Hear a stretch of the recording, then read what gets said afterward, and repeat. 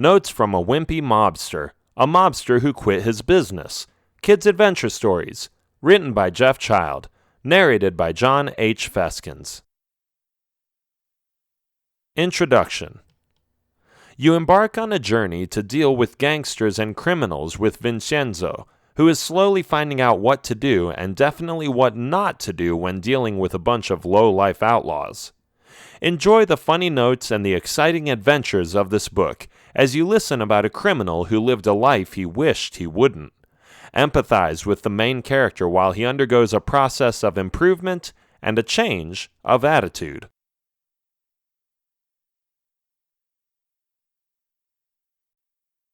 Note 1. Stay calm. I don't want to sound too dramatic here, but I quit. I recently quit the business. I was never sure about it in the first place, but now I know I made the right decision. When it was time, it just dawned on me. I had to stop doing this. I can't make up for everything I did wrong, and I am not proud of my past transgressions, but now I feel free. I have released myself from the bonds that were dragging me down the drain. What am I talking about, right? Well, let me clarify it a little. I worked in a crime organization. There were guns and drugs and smugglers and killers. It was a dark underground movement, the mob. It all started with my family. My dad was in the business, so I was simply being prepared to take over after his death, which could be any time because people were killing each other constantly. You never knew when your life was going to be over. At first, I had no idea what was going on. You know, like a kid, just hopping along with his father, trusting that his deeds were proper and justified. But as I grew up, I discovered more and more that turned me away from it. I started hating it, but I stayed in it, partially because I was afraid they would kill me if I would leave. Meanwhile, I took some notes about things I learned when you're in an illegal business, but then again, I think they would apply to anyone's life. Let me explain what happened on that rainy day when everything went wrong, when my Italian family was panicking over nothing. "Vincenzo!" my father yelled. "What's wrong, Dad?" I asked. "Did you do what I asked? You were supposed to have this stuff ready to go an hour ago." "I'm sorry, Dad. It won't happen again." Yeah, just get it ready now and you're good." "Sure, Dad."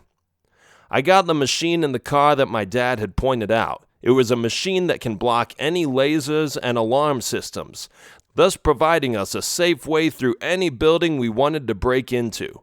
The only thing we had to watch out for was that we wouldn't be seen and or recognized. We always wore hats, and although I still don't know why exactly, I just copied everyone else's behavior. I loved my hat and I loved the suit I would usually wear.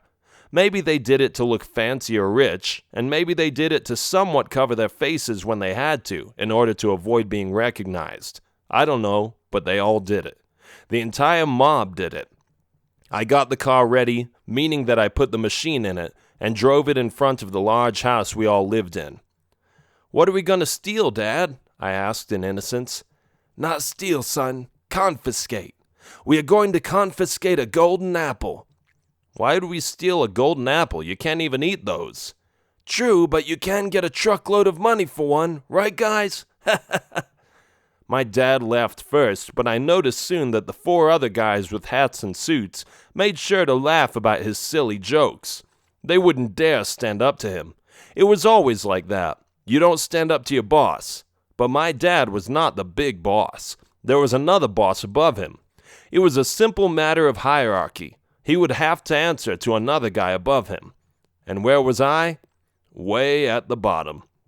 That's why I was preparing the car for our little trip. "Move in, boys," my dad said. "We are about to peel a heavy apple, if you know what I mean." The others chuckled. Another dumb joke. Oh well, I didn't mind it. It wasn't my dad I grew tired of. It was the whole organization, the corruption, and the moral dilemmas I had to face after a while. We got in the car and drove towards a museum with high security technology. I was curious to find out if our machine would work here too, since it probably had its flaws. We drove to the other side of the street. It was late in the evening, so that the hats definitely covered half of our faces with their shadows, something that would be convenient if anyone tried to spot us and arrest us later. The heavy rain was covering our identity even more and discouraging people from hanging out in this public spot. "We go to the side. There is an emergency exit there that I know how to open without making a sound," my dad said. We snuck around the side, jumping over a few hedges and walking around a fountain. We looked for security guards, but found none. Obviously, nobody felt like being outside in this terrible weather. Or perhaps they thought the alarm system was good enough to keep them informed of any intruders. Interesting. Was that going to prevent our machine from working? I hoped not. I didn't feel like getting caught. "Let's go over here," my dad whispered to the others. He jumped over another bush, but because it was slippery, he fell flat on his face. "Ouch!" I saw a slight tendency in the others to burst out laughing, but they controlled themselves and held it in. One of the guys looked the other way, probably to avoid being caught with a smile. It was funny, hilarious actually, but they weren't supposed to laugh at their superior, so they refrained from doing so. "Will one of you idiots help me up?" my dad asked. "Sorry, boss. No problem, boss." Meanwhile, I was dragging the infamous machine to the side door and waiting for further instructions. My dad limped over to me and took a crowbar out of his jacket. The others looked at him and were waiting for his next move. "Wait," I said. "That's your genius plan? A simple crowbar? Won't that sound the alarm?" "Of course not. You see this? This will work more miracles than that fancy technology of yours. Turn on the machine and we'll be even safer. It will work. Trust me." I put the machine down and turned it on. Vibrating waves emanated from the technological wonder, blocking the electrical pulses the opening door would send to the alarm system. My dad opened the door as I watched the machine shake up and down. Cling! The door opened. We all waited. We stood there with our mouths open, gazing at the door that was so easily opened up by this break-in specialist. "Wow, Dad, that was quick," I said. "Thanks, son. One day you'll be a pro like me. Now let's go inside." The alarm didn't go off. I was relieved. We went through the hallway and snuck into the main hall. "What are you being so quiet for?" my dad said after a while. "There's no one here, see? Hello?"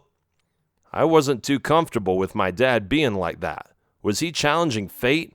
Why couldn't he just be a little safer about this? I mean, wouldn't it be better to take a little extra care and be more cautious? What if there was a security guard? "What are you looking at, son? There is no risk. We'll just go in and get the golden apple." His attitude was driving me nuts, but I was stuck with him and he was still my dad. We opened another door, a bigger one this time. There it was. It was the golden apple. But what was that glow around it? What was going on with the purple glow around it? It didn't seem normal. Dad," I stuttered, "do you really think it's a good idea to steal that apple? There's something weird about it." "So?" he asked. "A little glow never killed anyone? Let's go get it. Go, guys, now!" Everyone went to the apple to check it out. It was beautiful and shiny. There was a glass bowl around it. Without thinking, my dad pushed the others aside and lifted up the bowl. That was a mistake. It triggered the alarm. The alarm was louder than the highest volume of my portable music playing device, and even though my young ears had been damaged by endless rock and opera music, I still put my fingers in my ears to mute the loud noises. Everybody panicked. They ran in all different directions but couldn't go anywhere. Two of the men bumped into each other and fell on the floor. My dad grabbed the apple and put it in his pocket, after which his pocket started glowing. "Weird," he said. I looked around us. There were 4 doors that had led to this room, but now they were all shut by thick metal doors, which fell down immediately when the alarm started, preventing us to leave the room. "What are we going to do?" I exclaimed. "We are trapped. How are we going to get out of here?" "Stay calm," my dad said. "There is always a way." I was surprised by his self-confidence, but I doubted his reasoning. What if there was no way out?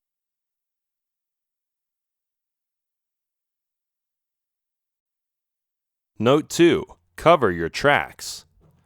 We looked around and thought of a plan to escape before the cops would arrive. Everything was completely closed. Everything except for the air shafts.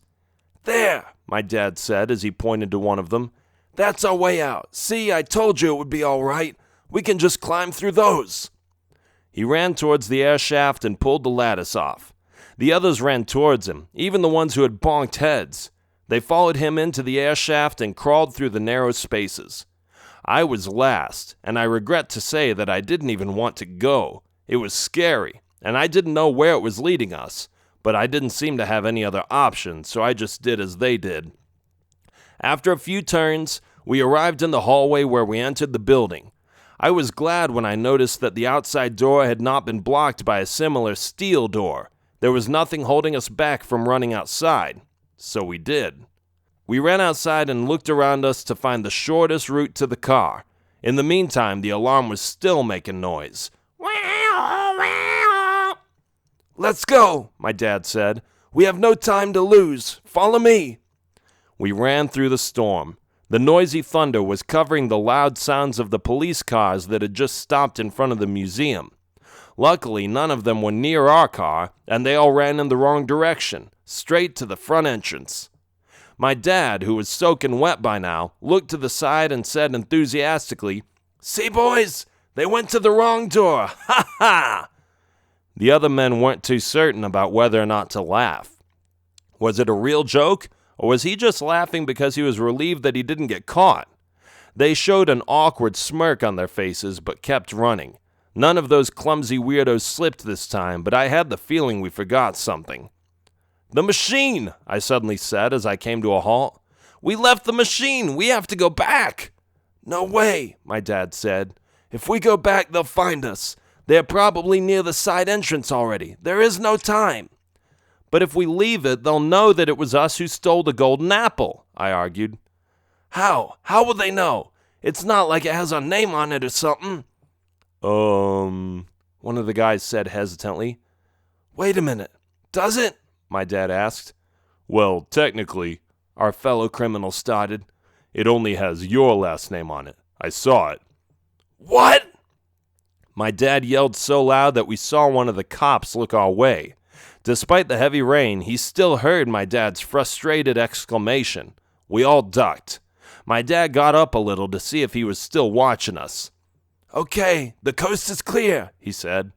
"Sorry I lost my temper, boys, but why does it have my last name on it? Which of you belugas put my name on that machine?" They all looked up for a while. Then one of them said sheepishly, "You see, boss, when we gave it to you, we thought it would be nice to have your name engraved on it. You know, like a present." My dad came closer and grabbed him by the collar. "You mean to say that you actually went to the store and had my name engraved on it?" he said between his teeth, holding back his rage. "Well, yeah, a tattoo guy. He said he would fix it for $20, you know." "Idiots!" Again, the cop looked our way, but we figured his vision was blurry because of the evaporating rain that was falling on the ground. We ducked again. My dad was furious. "Fine," he said after a minute. "You go get the machine, son. I am sure you will have a better chance of bringing it back than these 4 imbeciles. Let's go. I will see you at home. Don't mess this up, please." "I won't let you down, Dad," I said, pretending to fully believe in myself.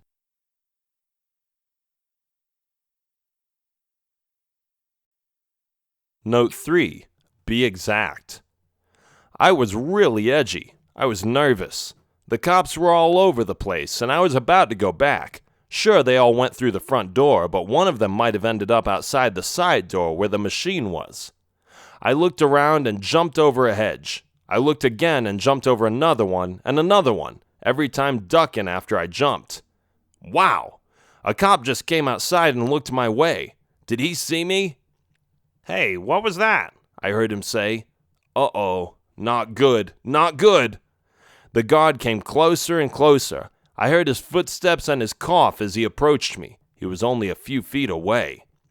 "I think it came from over here," he yelled to 3 other police officers who came out of the building. He was standing in front of me, towering over me when I was hiding underneath the bushes, when suddenly, meow! A cat came out of nowhere. It had clearly been hiding because of the rain and had found a comfortable spot near the hedge I was sitting. It jumped up and attacked the policeman's face. "Ah, get out of my face, stupid cat!" the officer shouted. He threw the scratching cat on the ground and looked around him. "I guess it was just a cat," he yelled to the other men. That was close. The cat saved my life. I ought to go to it and shake its hand. However, there were more important matters. The machine was still there. I couldn't let them find it. So I waited until the officer was gone and snuck towards the spot where we had left it. It was still there. Good. I lifted the machine up and hauled it out of there. Within minutes, I was able to get the machine away from the building without getting spotted. It was pretty heavy, so I needed to take a break. I was panting heavily when I saw my dad drive by in his car, along with the men he had been so angry at. "Glad you made it out alive, son. Now let's go before the police sees us." I don't think I had ever been happier to see my dad than at that time. I lifted the machine and put it in the car, after which I sat down and my dad hit the gas pedal. Vroom! Again, that was close. We almost got caught. I looked at the others. They had messed up and my dad knew it. They didn't dare look me in the eyes. One of them didn't have to anyway, since he was wearing sunglasses. "So where did you get the name printed?" I asked. No response. "Oh, come on," I said. "I went back and laid my life down the line to get this machine. Now I want to know why." They looked at each other and probably thought they should respond, because a few seconds later one of them said, "It's on the other side, see?" I turned the machine around. He was right. It was on the other side. But then I discovered something horrible. "Hold on," I said. "This is the bottom." "Yeah, so?" one of them asked. "So? Well, let me tell you why that is a problem, guys. The bottom is on the floor. See this inscription with our last name? Now there is a print in the sand with our last name. The police will look around and find our name printed in the sand." "But it will be backwards," the guy with the sunglasses said, "so they won't be able to read it." He smiled when he said it, as if he had just said something smart. I rolled my eyes and started seeing why my dad called them names all the time. They really were idiots. "Stop the car," I told my dad as I sighed. "What's wrong, son?" I explained to my dad why I had to go back to erase the print in the sand, and he let me out. I didn't take the machine, of course. I didn't need that heavy weight wearing me down. My dad thought it would be best not to drive back. We were only a few blocks away, but we didn't want the cops to recognize our license plate. So I walked. No problem. Well, I didn't walk. I ran. I ran as fast as my legs could carry me. I watched out for cops, since they were everywhere.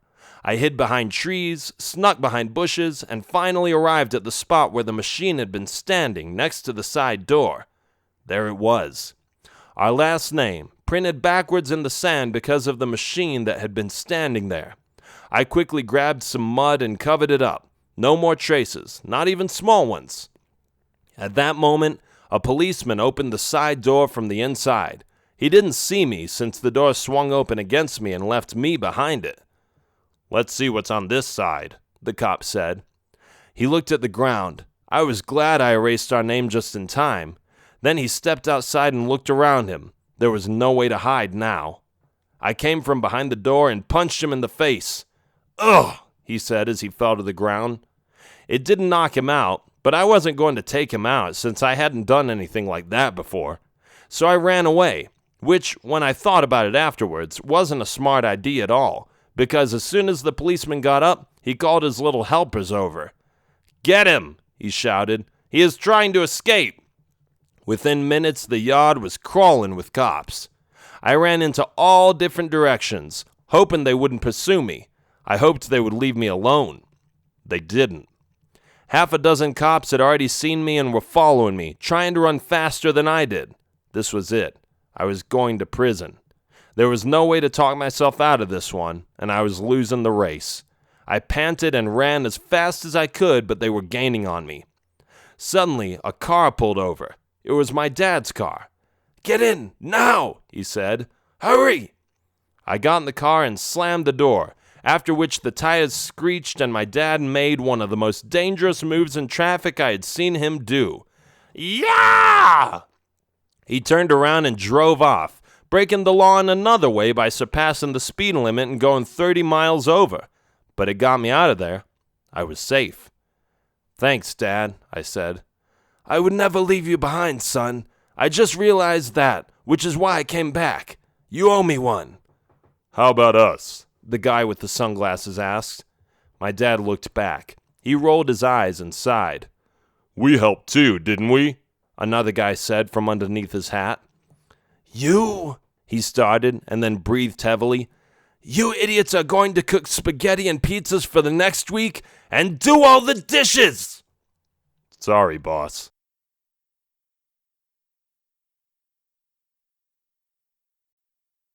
Note 4. Don't fall in love with the big boss's daughter.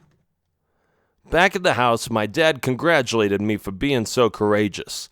This was one of those moments. My dad was a good man, but he was just sucked into all of this. I think if he would see what this organization made him do, he would understand that it would be better to get out. Son, we're going to see Vincenzo. He is the leader in this town, but trust me, you don't want to get in his way. If he doesn't like someone, he will put you down. Oh, I can take an insult or two, I said. That's not a problem. Ha!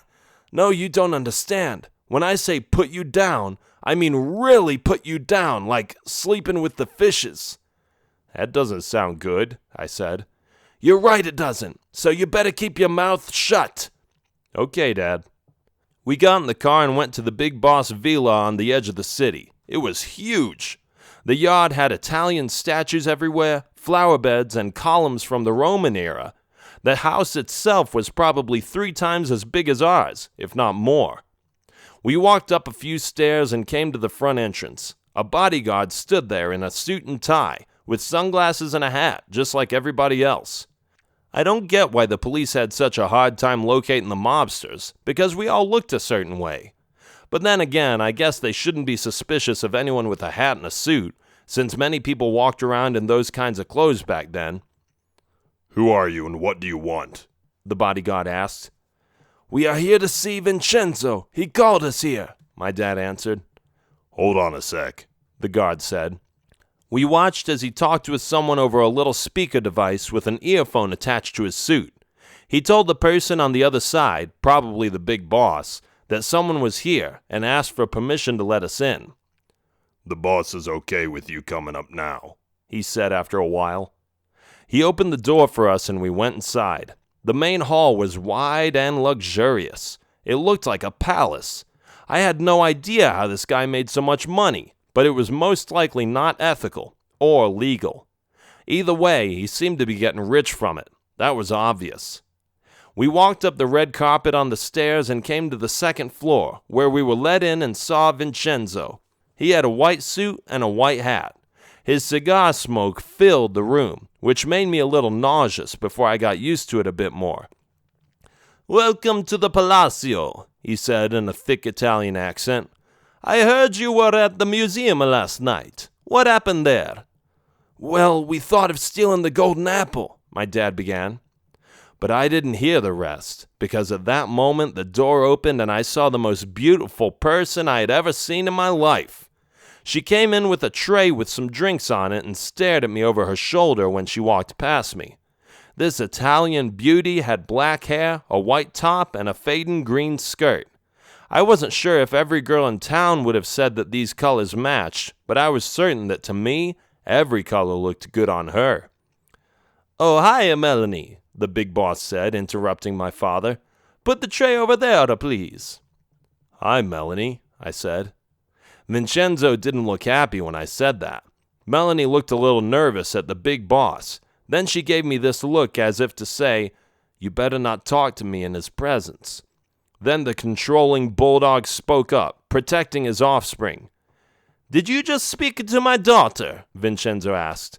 Because if you are trying to hit on my daughter, then you can just get out of here. I don't accept that. Oh no, I just said hi. That's all, nothing more, I said. Good, let's keep it that way, he said. Anyway, what were you saying about the golden apple?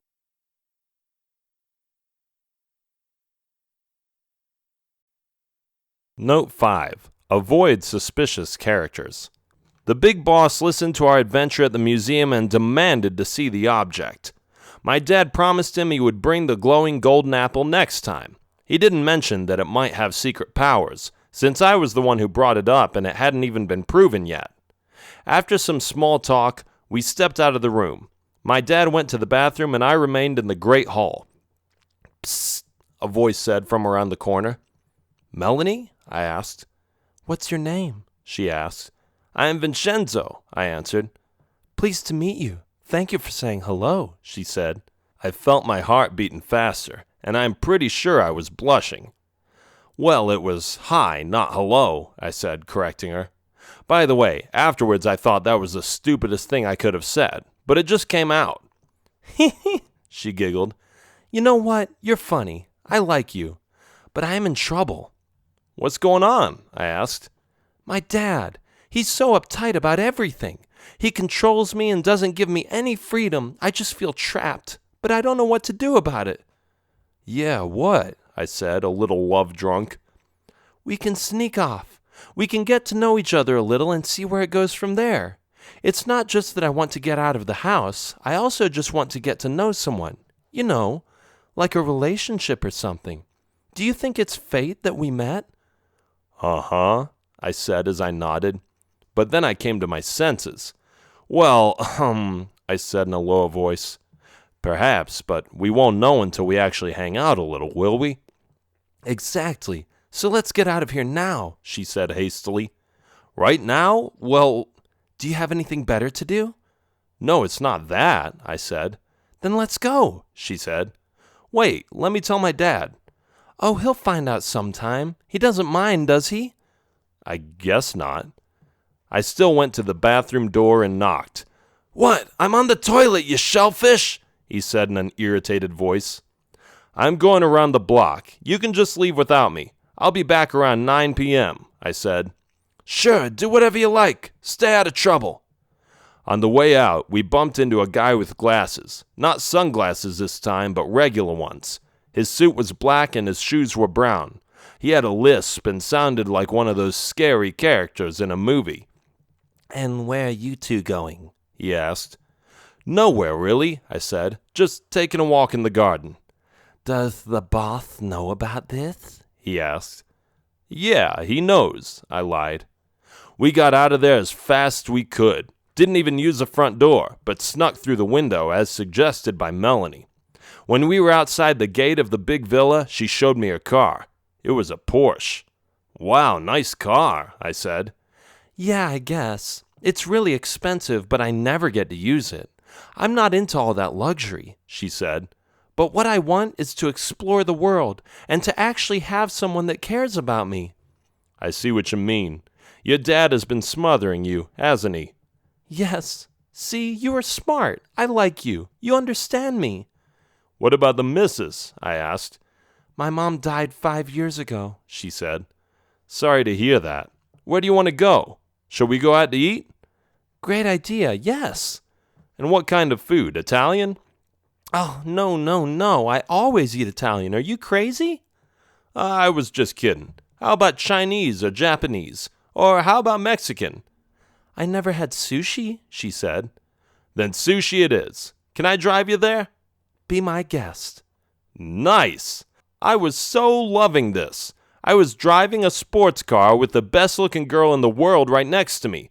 I jumped in and had a smile on my face. I turned the key, switched gears, and hit the gas. Vroom! This car was so fast. I was certain it hit the speed of light. Well, maybe not, but still, it was really fast. But something wasn't right. It was like someone was following me. I didn't comprehend at the time how someone could follow a sports car this fast, but maybe my pursuer had a sports car too. I didn't mention it to Melanie though, since I didn't want her to be worried. We drove until we reached a Japanese-style restaurant. It was a pretty place, with decorations and stylish ornaments on the door and oriental objects in the interior. We sat down as guided by the waiter, and we took the menu. So many choices, Melanie said. I love this place already. It makes you feel like you're in a different world. We talked for almost an hour. It was a lovely evening, and we had a great time. I came to find out about her passion for music and dancing, and we talked about life in the gang. She mentioned she always wanted to get out of it anyway, that she wanted to become an honest citizen. After a while, though, I noticed the same guy with the black suit we met in the hallway earlier. What was he doing in this restaurant? Had he been following us here? It made me suspicious.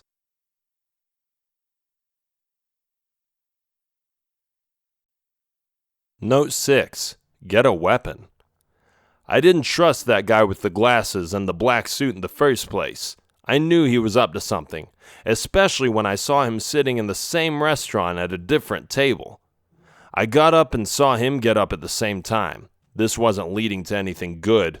I just had a hunch. It was too much of a coincidence. Then I saw him pulling a gun from his suit. He was pointing it straight at me. Fortunately, I saw it in time and jumped down on the floor. "What are you doing?" Melanie asked. Bang! A shot echoed through the air. Nobody got hit, but everybody panicked. People screamed. They all ran out of the building, including the waiters. Melanie dove on the floor next to me. I signaled to her to be quiet. She was shivering since she was terribly afraid. The guy with the glasses walked towards me, but he couldn't see me because of all the tables, chairs, and tablecloths. When he came really close, I jumped up and hit the gun out of his hand. A hand-on-hand combat followed after that. He kicked me to the ground, punched me in the face, and elbowed me in the ribs. I feel like he threw a few lucky punches, but I still had my pride. I didn't think anybody had to step in at that moment. I was doing just fine, wasn't I? Ugh. Another hit. Ouch! Another punch. This guy was pounding on me. He was obviously more skilled when it came to sparring and street fights. I was defenseless, lying on the floor and trying to block his punches, but failing miserably and hoping for a miracle. He started choking me with his firm grip around my neck, but then, bam! Something hit him on the head because he fell down in front of me. Well, on me actually, after which I pushed him off me. He was knocked out by somebody. When I looked up, I saw Melanie standing there with a rolling pin in her hand and her other hand on her hip. She stood there with attitude, as if she were trying to tell the guy to keep his hands off her man. "Thank you," I said, a little embarrassed that I couldn't protect her. I know, she said.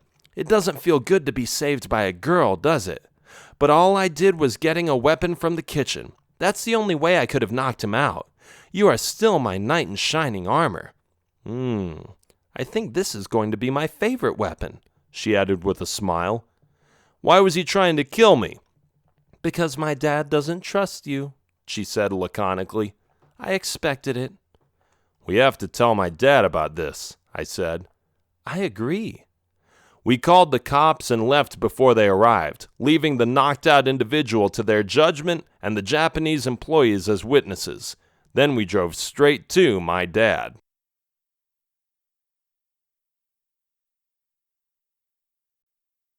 Note 7. Just stop doing it. "Dad," I said as I barged into our house. "What's going on, son?" he asked. "We have to quit this business, Dad," I said. "What are you talking about? We've been in this for a long time, son. Why would you want to quit now? It's good money." "I know, but one of Vincenzo's men just tried to kill me." "Wait a minute," my dad said. "What did you do, steal his furniture?" "Worse," Melanie said as she walked in. "He stole his daughter." "Oh, come on, son. Aren't there enough pretty ladies out there? Why did you have to go after this one?" "We only went on one date, Dad," I said. I was really upset. "Don't you see how crazy this is getting? Don't you think we can earn our money in better ways? Before you know it, we're all dead. And now Vincenzo has his men sent after me because I just dated his daughter once." "It is getting a little out of hand," my dad said. "But I have to go back in a few minutes anyway to drop off the golden apple." "Fine, but bring a gun," I said. "I don't trust that guy for one bit." No sooner said than done. We drove towards Vincenzo's villa. Melanie stayed at our place, waiting for whatever was going to happen. She had disagreed with her dad's living style for so long that I even wondered if she would be upset if he would get killed. Time would tell. The guard was gone. He had disappeared, so we just knocked and went in. We walked up the stairs and noticed it was awfully quiet in there. Where did everyone go? The door to the big boss's room was on the other side of the room. The two of us walked towards it and went inside. Bang! Before we knew it, Vincenzo shot my dad in the chest. Ah! He screamed in anguish. Vincenzo laughed. Ha ha, you fool! You thought you could trick me, kidnapping my daughter and bringing a gun to the house? You don't know who you're dealing with. But I had a gun too, and Vincenzo hadn't counted on that. Another shot echoed through the room. Bang! Vincenzo was shot through the head, due to my many hours of training. I was a sharpshooter, and I was extremely proud of it, especially at that moment. Bye-bye, Vincenzo, I said. Son, my dad said as he was trying to speak up, lying on the floor. Dad, please stay alive. I can call an ambulance and they can heal you. Here, I'll get on the phone right now. Forget it, son. But why? I asked. When they see I am in here, they will start an investigation, which will most likely be the end of my life because they will throw me into prison. There's nothing we can do. This is where I'll die. It's okay. No, it's not okay. You still have a way to change. You can't go now. He rolled over a little to his side. Hey, what was that? Something fell out of his pocket. It was the glowing golden apple. I picked it up and noticed that it was tender. It was soft. Maybe it could be eaten, although that would be weird, eating a golden apple with a purple glow. Nevertheless, I had nothing to lose. My dad was going to die here anyway, so I might as well see if this apple had any effect on him. I offered him a bite and grabbed it. He took a bite from the apple and let his head drop on the floor. Nothing. How terrible. But wait. Suddenly, my dad woke up. He looked energized. He got up and his wound was gone. He looked at me with big eyes. Then he looked at the apple. With a lively voice, he suddenly said, "What kind of apple is that?" "Well, it's the golden one," I said. I thought it might have had some magical effect. "Give me that," he said as he snatched it from my hand. He ate and ate until the entire apple was gone. Then he turned to me and said, "I feel great. Wow, it's like nothing happened at all." But something did happen, Dad. We almost got killed. This organization is a mess. We need to get out of here. "You're right, son. I should have listened to you. Get your girlie and we'll leave town as fast as we can." And so we did. We went home, informed Melanie of the shooting, grabbed our belongings, and left the city. In the Porsche, of course. Melanie was happy to come with us. The loss of her dad wasn't as intense as I expected it to be. We moved to the other side of the country, far away from the misery and the corruption of the mob. We sold the Porsche and bought a small home. The old home got sold within months, but nobody was able to track us down. And Melanie and I, let's just say that she had some attachment issues to overcome, since her dad had squeezed the soap so tightly and controlled her too much. But after a little therapy, she became freer and felt better every week. We talked a lot, we dated a lot, and eventually, we got married. It was the better life. The end.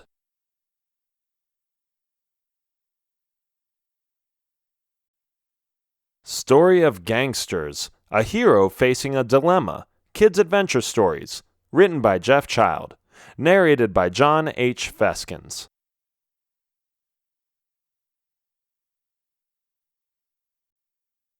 Introduction. Criminals are all over the city. The crime syndicate called Contra has taken over most of the black market.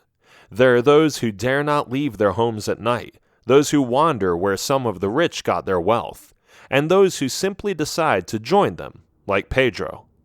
Pedro doesn't seem familiar with the practices in the underground movement, but he is about to know all about it. After joining Contra, he learns the tricks of the trade and deceives various citizens to achieve his goal, to get deeper into the criminal organization.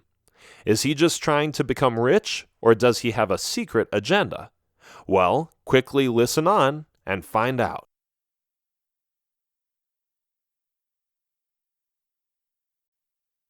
Chapter 1. Sunglasses. Wee-oo, wee-oo, wee-oo. Sirens pass by Pedro's house. He hates the noises. They wake him up. He has been sleeping in for the past week or so. He slowly stretches his arms and legs, scratches his head, and looks around him with his eyes half closed. Ugh, too early, he says, as he drops on his back and falls asleep again. Annoying sirens, he complains after he wakes up again, putting the pillow on his head to block the sounds. Fine, I'm up. There's no point in trying to sleep anyway. He looks around him. It's pitch black since the curtains are closed. He sits up, stares in front of him for a few minutes, and stands up. He walks to the window and opens the curtains. Too bright, he complains. Pedro then decides to open them just a little, so that the sunlight shines through the thin crack. Pedro doesn't have much. He lives in the slums and has been trying to find a good job for a long time. It hasn't worked out yet. Unemployment is everywhere. Nobody seems to find a decent job in this city. Time to make another attempt, he says as he sighs.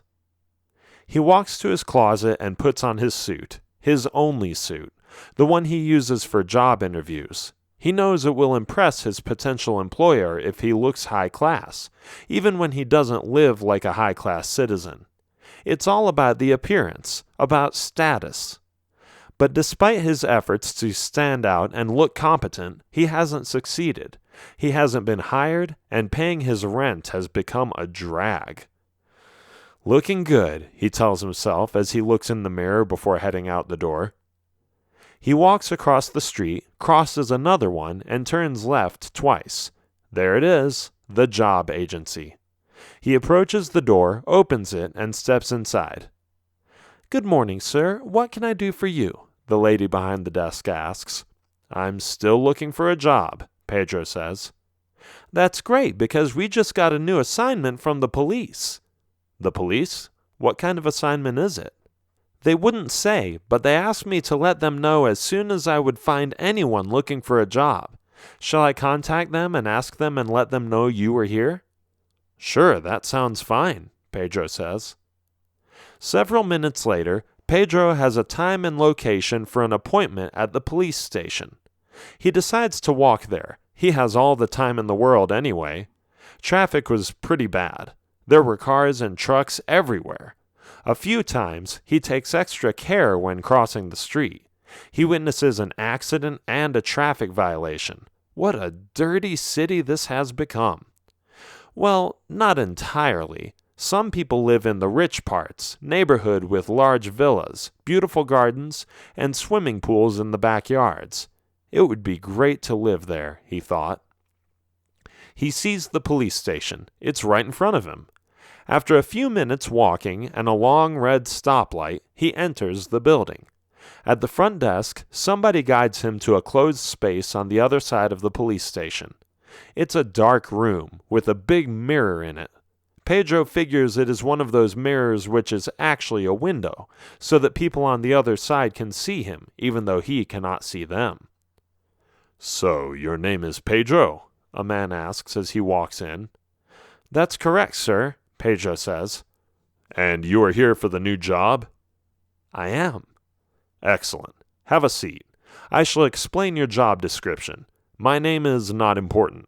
This mission is classified, and I will ask you some questions before we get started, just to make sure you are qualified for the job." "Sounds fair," Pedro says.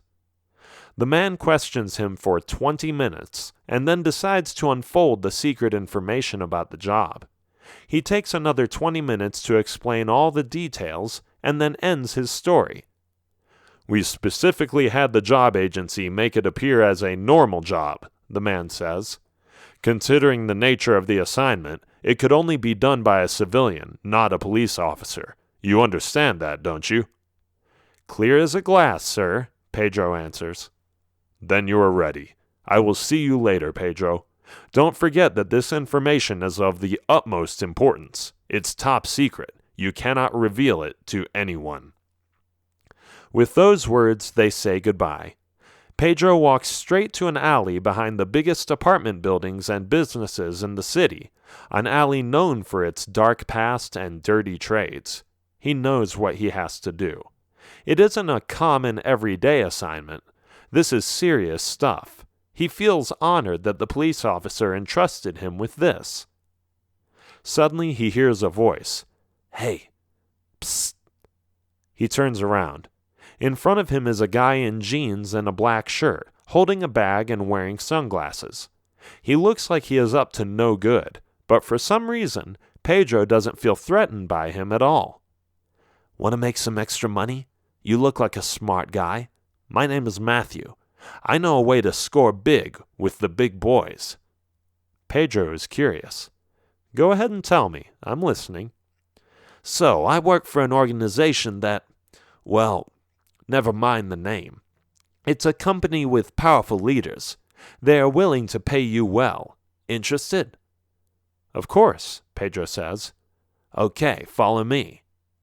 Pedro follows the shady figure into another alley. They crisscross through the maze of obscure back alleys in the heart of the city.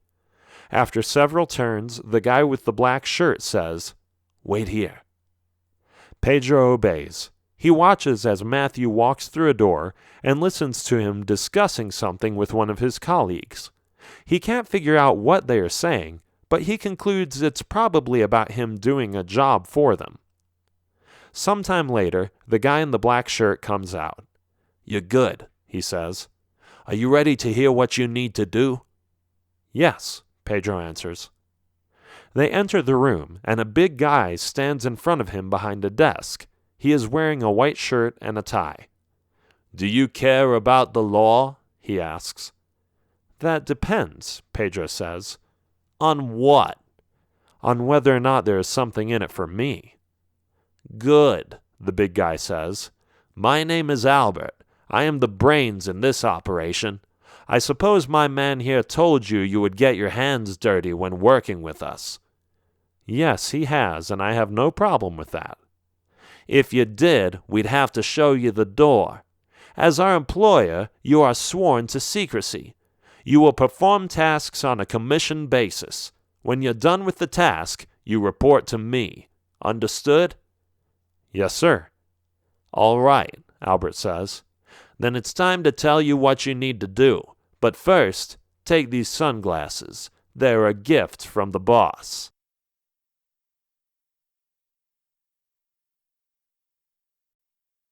Chapter 2. Evading Taxes. Albert gives Pedro a pair of sunglasses. They look expensive. Pedro accepts them gladly, realizing that even if he sold just this pair, he would probably be able to pay the rent for a month. "How much did you say these were?" Pedro asks. "Oh, those are about $500, Albert says.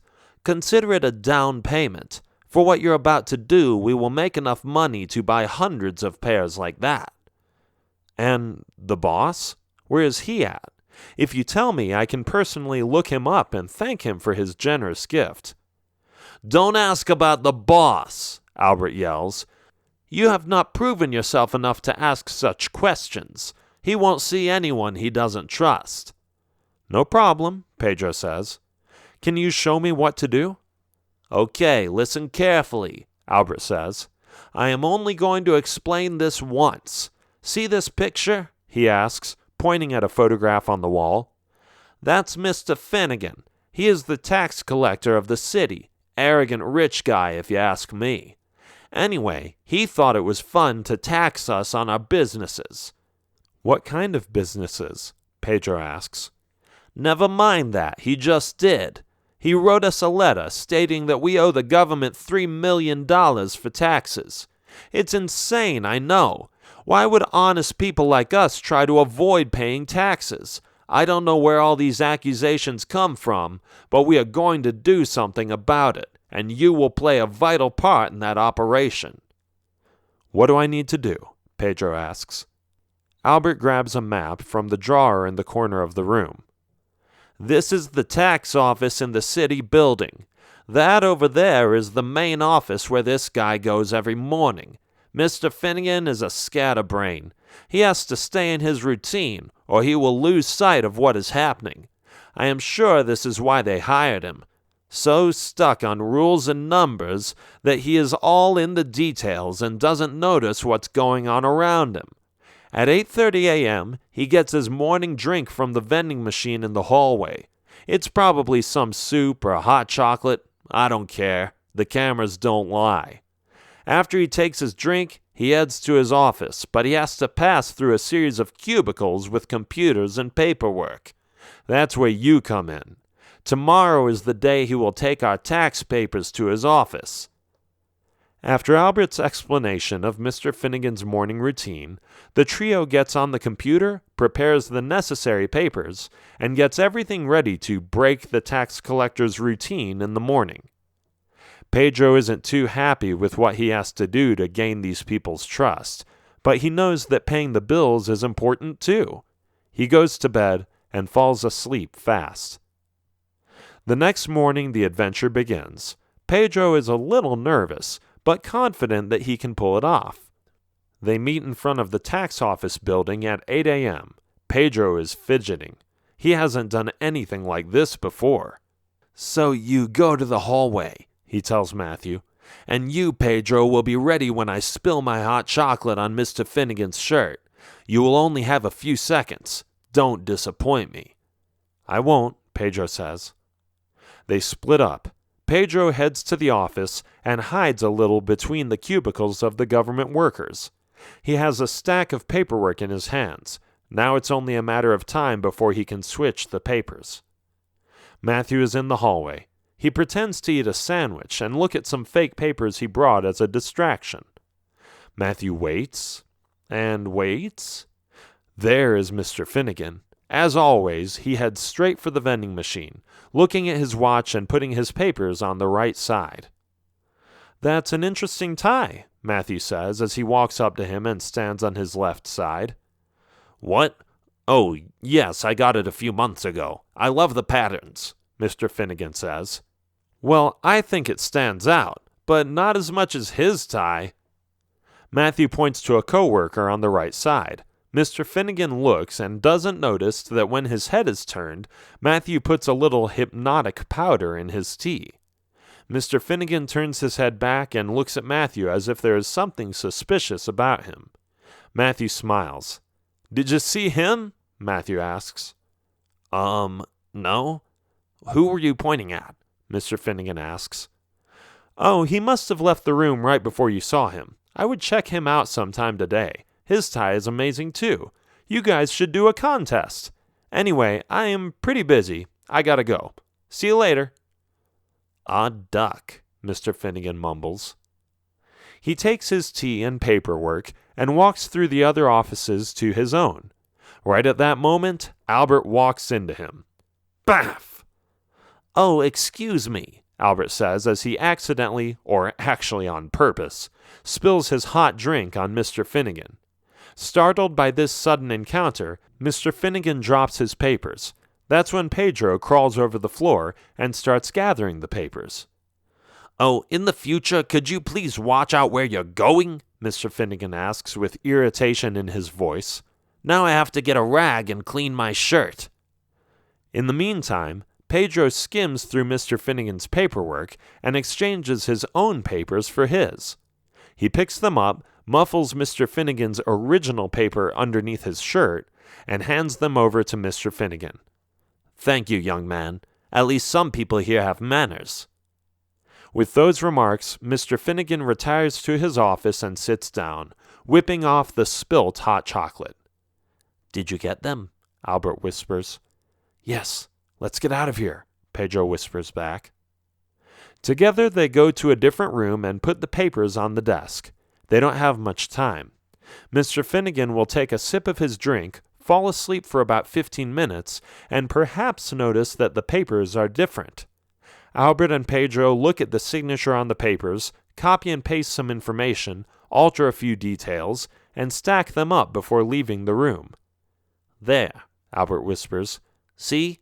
He's asleep. Tread carefully. You must not wake him up." Pedro casually walks past the other co-workers and then sneaks into Mr. Finnegan's office. One foot after the other, he slowly approaches his desk and exchanges the original altered papers for the ones he gave Mr. Finnegan, to make it seem everything was normal. He looks back, checks one more time if he is still asleep, and then follows the other two criminals outside.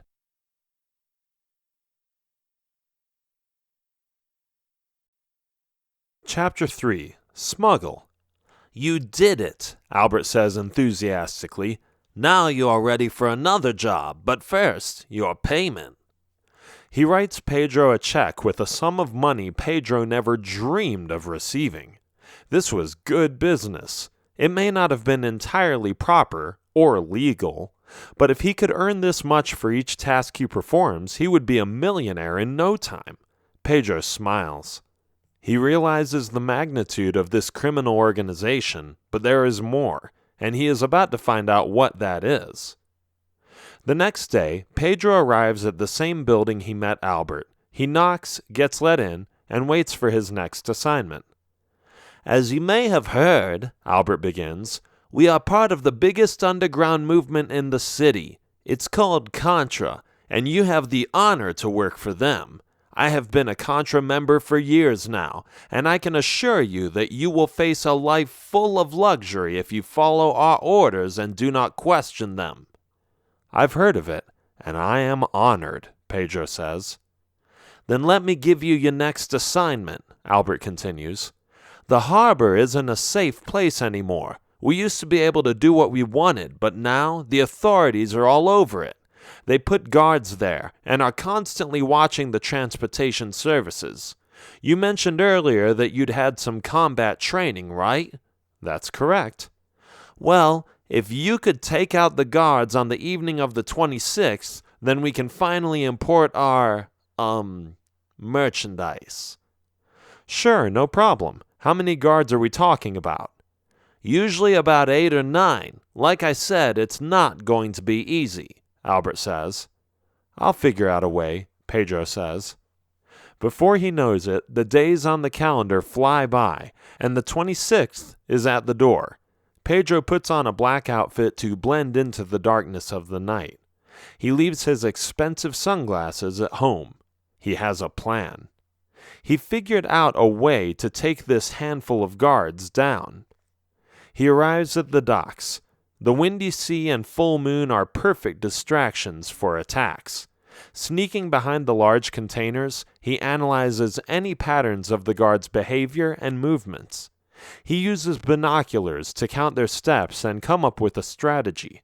The containers are the solution. Suddenly, he bangs on one of the containers. Bang, bang, bang, bang! The guards turn around. "What was that?" one of them asks. "It sounded like it came from over there," another one says. "Let's go check it out." All the guards go the same way. They walk to the containers where Pedro was banging to make noise. They are surprised when they see that one of the containers has been opened. Curious to see what's inside, they walk into the container. Bam!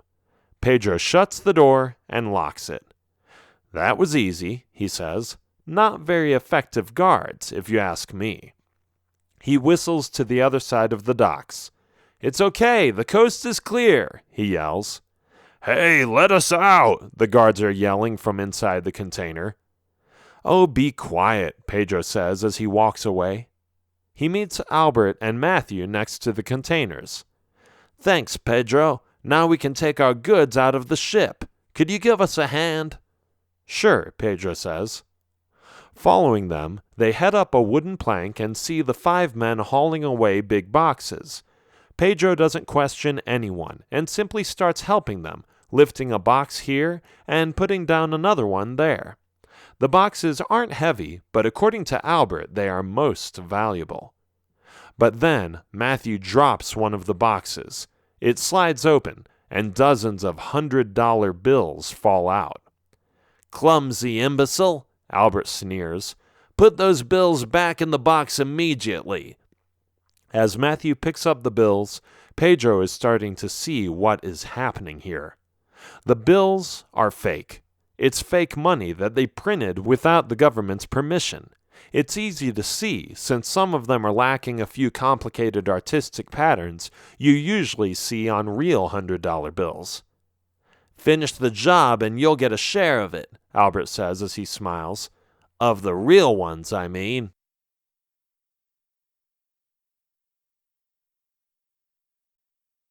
Chapter 4. Stealing. Back at Albert's office, Pedro sits down and stares at the computer. He is involved now. He is in. He has proven himself. There is no turning back. He might as well keep going with all this criminal stuff. Albert walks in after he returns from the bathroom. Pedro, he begins, you have performed your duty and provided us an excellent service. By the way, the police were called and the guards were released, but only after we had already left the premises thanks to you. We owe you our gratitude. But before we get into that stuff, are you ready for your next assignment? And what might that be? Pedro asks curiously. Theft. Ah. Pedro raises his eyebrows. There is a billionaire up in the hills, Pedro.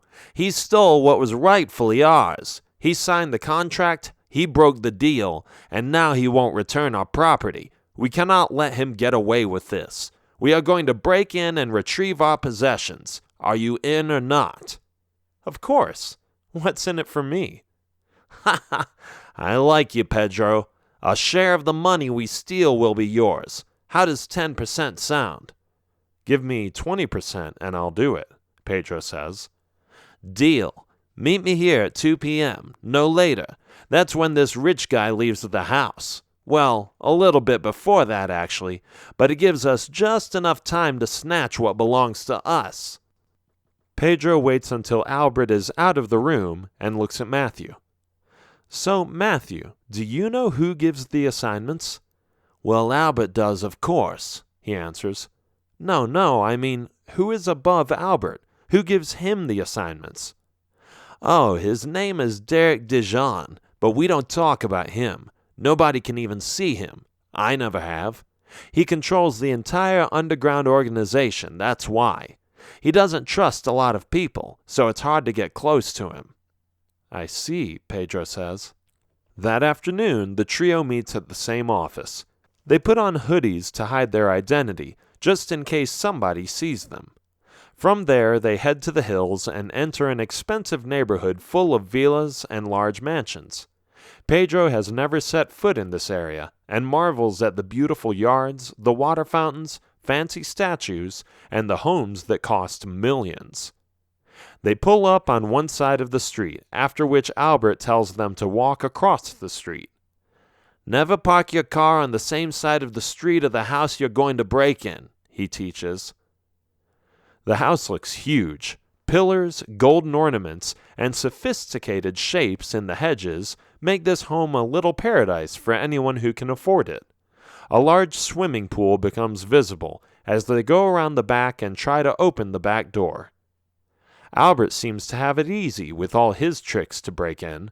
Some tools from his backpack, a little drill, and a mirror are sufficient for them to simply open the back door without the alarm going off. Spread out, Albert says. See this? This is what we're looking for. He shows a photograph of a diamond helmet. It looks shiny and expensive. No doubt this item costs millions. And this, Albert adds. Another photograph portrays a golden pickaxe. Is that pure gold? Pedro asks. Yes, so now you understand why it's worth so much. But keep your voice down, please. We are assuming there is nobody in the house, but you can never be sure. The three of them split up. Pedro goes upstairs, Matthew descends to the basement, and Albert remains on the main floor. Each of them searches the house thoroughly. Pedro finds the pickaxe in a drawer hidden in a walk-in closet.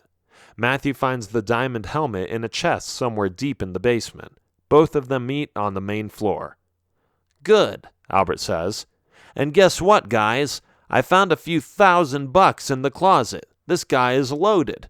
Money is just coming out of the cracks in this house. Anyway, let's get out of here. We are done. We got what we needed, so let's not stay here for another minute." They leave the house and softly close the door, giving the owner the impression that nothing has changed.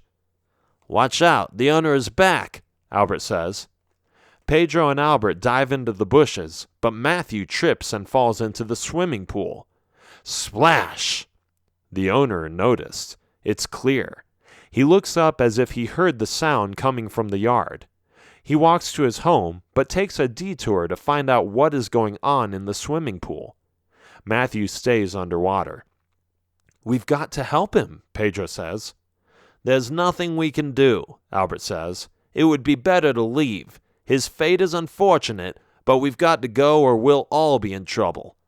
"No, we can't just leave him," Pedro argues. "Then get him if you want. I have the helmet and the pickaxe. There is no point in helping him." "Just give me 2 minutes," Pedro insists. "Okay, but no longer," Albert says. "We have to leave as quickly as we can. If you're not back within 2 minutes, I will leave without you." "That's not going to happen," Pedro says. He checks if the coast is clear. It isn't. The millionaire is standing close to the water now, suspicious that someone has trespassed and is hiding somewhere not too far away from him. He looks to the right and to the left. Then he looks down into the swimming pool. "Hey," he says. At that moment, Pedro dashes at him and pushes him into the swimming pool. "Come on," he says to Matthew as he stretches out his hand. Matthew grabs his hand, and Pedro pulls up the deserted criminal. Together they run as fast as they can, reaching the car before the rich owner of the house even realizes who that was and what just happened to him. The duo gets into the car and tells Albert to drive. As fast as they can, they drive off, happy with the 2 valuable objects they just stole. "Thanks for getting me," Matthew says. "I don't know what would have happened if he would have found me first." "You're welcome," Pedro says. "You're a funny guy, Pedro," Albert says. "You are a tough negotiator. You don't care about breaking the law, but you do everything to secure the safety of another co-worker." Pedro smiles. He didn't do this without a good reason. It's not that he cares if a dumb criminal like Matthew gets arrested, but he has other motives. Motives they will soon all find out about.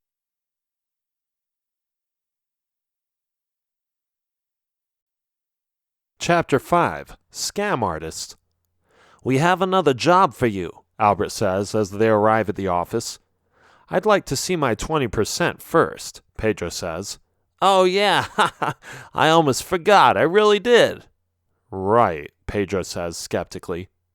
Albert pays Pedro. "That's 20% of what these objects are worth if we sold them. We will work on it, but this is just a payment in advance. Also to keep you on your feet for the next assignment." "Go ahead," Pedro says. "It's simple," Albert says. "Have you heard of multi-level marketing companies?" "Remind me," Pedro says. "Multi-level marketing companies let you in if you give them a sum of money and promise you that you can make a lot more if you sell their product. Let's say that their product is oils. You know, those oils you can sniff or put in your drink for health. A company would ask for $100 of your money and tell you that you can make $100,000 in a year back if you sell their oils to customers, like friends, family, and acquaintances. If they sign up underneath you, you get a percentage if they sell something. This way, if you get to the top, you'll have all those people working under you and you can make money without doing anything. Get it?" "Sure. Sounds familiar. But are you trying to tell me that you have a company like that?" Pedro asks. "Similar. What we have is called a pyramid scam. It's the same concept, except that there is no real product to sell, so they will think that they can make the money back, but before they know it, it's already too late, and you'll be gone with their money. All you have to do is convince people how much they can make back if they only invest a little." "I can do that. Where can I find these people?"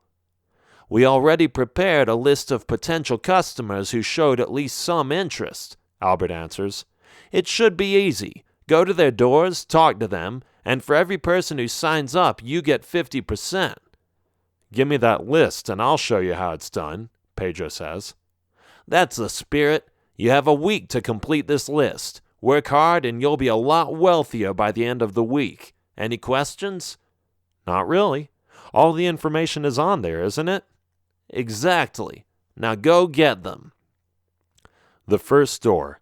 It took a while to get there, and Pedro hasn't knocked on doors since a few years ago, when he was selling knives and had an even harder time making ends meet. He walks through the gate and knocks. It takes a minute before the resident opens up. It's an old man with glasses and a dark blue shirt. His belt looks way too high, and his expression is very naive, to say the least. Hi there, young man. What can I do for you? How would you like to make $1,000 extra? Pedro asks. Well, let me introduce myself. My name is Mick. I have been in this business for only a few years now, and I am already making 6 figures. You are telling me that you already make $100,000 each year? The old man asks. Hey, don't take my word for it. Just enroll in the program. We have hundreds of people who are making a similar amount of money each year and have barely started. All you have to do is invest $100, which you can make back within a few weeks. Once you're past that point, it's all profit, and you can buy that beautiful home you always dreamed of, take a vacation to a tropical paradise, or donate some money to a charity to provide education for those in need. Just think of the possibilities. Pedro says a lot more to convince the old man and collect his $100. After another door and another and another, he is exceeding his own expectations. This is too easy. All these people are easily falling for this dumb scam. All he has to do is keep up the smooth talking and put a few convincing reasons out there, and they sign up, handing him their money. For a whole week, he works as hard as he can. He visits people in the morning, the afternoon, and even in the evening. He knocks on door after door, sometimes running to get it done faster. Some people don't want to hear it, and don't fall for his deceiving words. They have already been conned out of their money too many times. But most of the people on the list are open and willing to invest a little, gullible as children, believing that they will get rich by investing into this pyramid scam.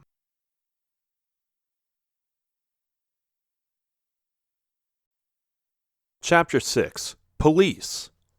The last day of the week, and coincidentally the last door Pedro knocks on, a cop pulls over.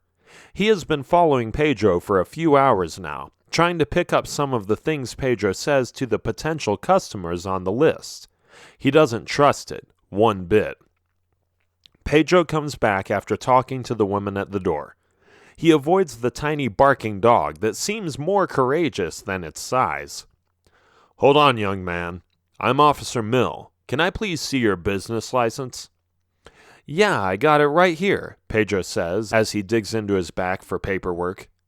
He doesn't really have a business license, but he is pretending to get it. A few seconds later, he takes out a paper and throws it at the police officer. The officer tries to catch it, startled by the sudden movement of this guy. He grabs the piece of paper on the ground and looks up, realizing he has been duped. Pedro is already 100 feet away, taking the opportunity to abscond. Come back here, Officer Mill yells. He gets his walkie-talkie. Request for immediate backup. Suspect is running away on 3rd Street and 21st Avenue.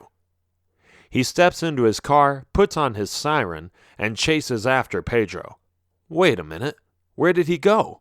He must have gone into that alley. Other police cars are approaching, but they have completely lost sight of him. What the? He can't be too far. Search the area, Officer Mill commands. But it's no use. Pedro has already jumped into a sewer and is patient enough to wait for days if he has to. It stinks, and he is a little annoyed that he got caught, but he got away, and that's what counts. Night falls, and the officers are slowly being called off duty. They've given up. They think he left. Pedro waits for another hour after he sees all the cop cars leave, and then climbs out of the sewer. He goes to Contra's office and reports. Oh my, you stink, man, Albert complains. I got into trouble. There were some cops following me. Wow, and you dove into the sewer? I gotta tell ya, you got commitment, dude. Thanks. Here's the money I earned. Albert counts it and gives Pedro half of it. I'm impressed, he says. In fact, I've been talking to my supervisor, and he is willing to see you. He's heard of your accomplishments and wants to meet you face to face. Pedro tries to control his excitement. Ah, good, he says calmly, though exuberantly jumping up and down on the inside. You'll meet him tomorrow, Albert says. Now go home and enjoy your money. Pedro walks home past the familiar streets in his neighborhood. He knows what he's done. He has scammed hundreds of people out of their money. He's not proud of it, but he has a goal. When he comes home, he counts his money again and is glad that he can pay the rent in advance, just so he doesn't have to worry about it for a few months. He sits back and meditates for some time, relaxing and getting ready for the big day that he can meet Derek Dijon. It's about time, he thinks. A criminal mastermind like him should show their face every once in a while.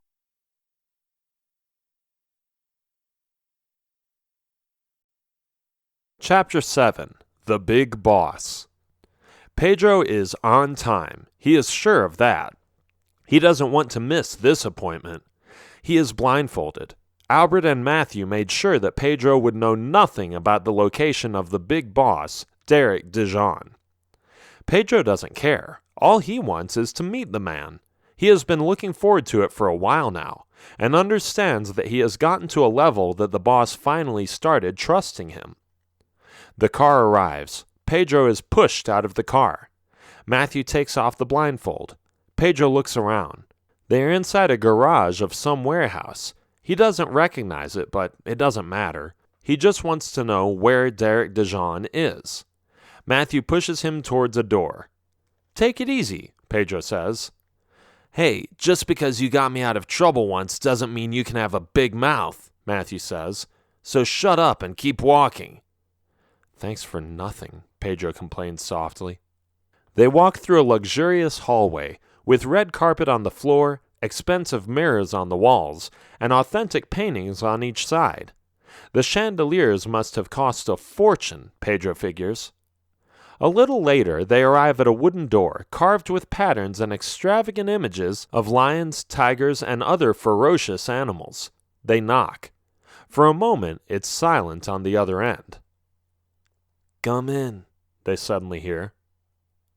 Pedro is pushed inside and stands face to face with Contra's influential leader. Derek Dijon is a big guy in a suit, with the same expensive sunglasses as Pedro is wearing.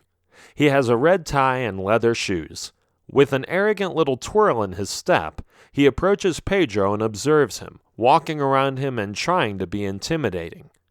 So, he begins, you must be Pedro. I heard a lot about you. Do you know why I called you here? You wanted to congratulate me for my performance, sir? Pedro asked, while pressing a small secret button on the back of his suit. That too, Derek Dijon says. I have to admit I'm impressed. You exchanged important tax papers, took out 10 guards at the docks, helped smuggle some real money into the country, retrieved stolen objects from a corrupt minister, flew to the rescue when one of our co-workers was stuck, and spent a whole week signing up more people for our pyramid multi-level marketing company than anyone else has. For Contra, I'd do anything, sir, Pedro says. Yes, I noticed, which brings me to the following. Our data says that you signed up 246 people this week. Is that correct? I believe so, Pedro stutters. Derek Dijon comes closer and gets a little in Pedro's face. You little snake, did you think I was stupid? That I wouldn't notice? He suddenly asks. I don't know what you're talking about, Pedro says.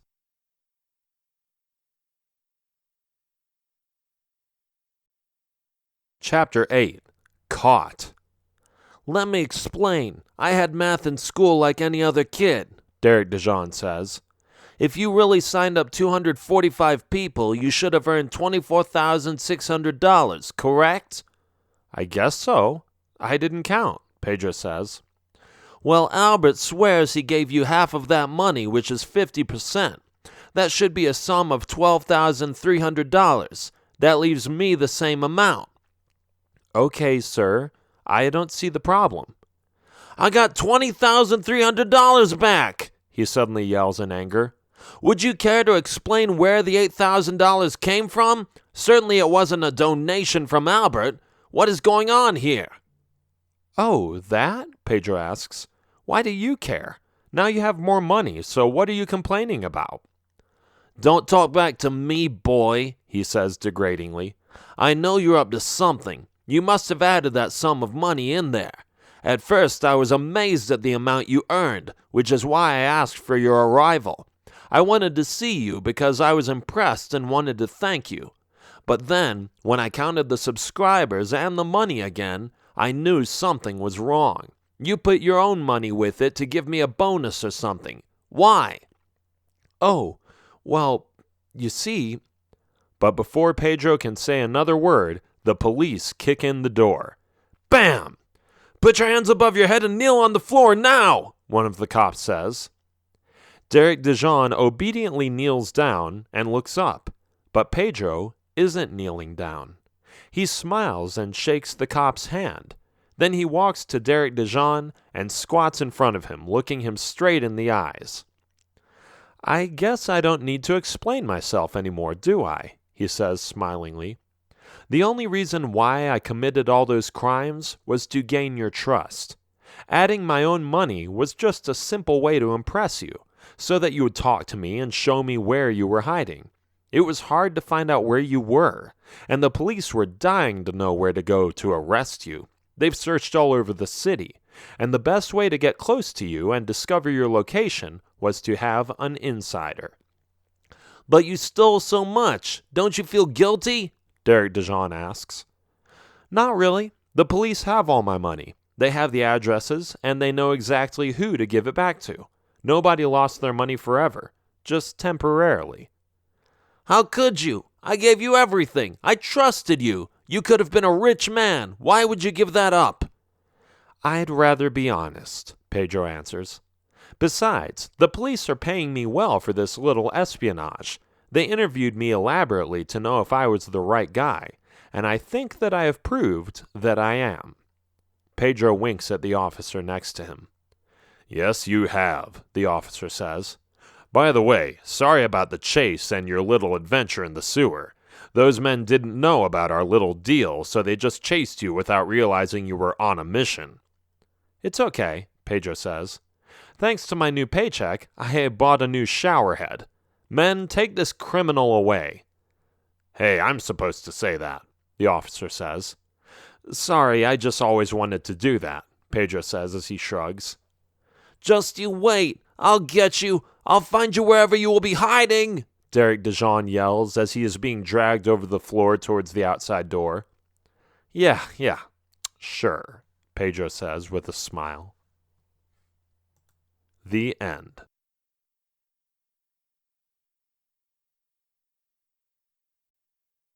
This has been Story of Gangsters, a hero facing a dilemma, Kids' Adventure Stories, written by Jeff Child, narrated by John H. Feskins, copyright 2017 by Jeff Child, production copyright 2017 by Jeff Child.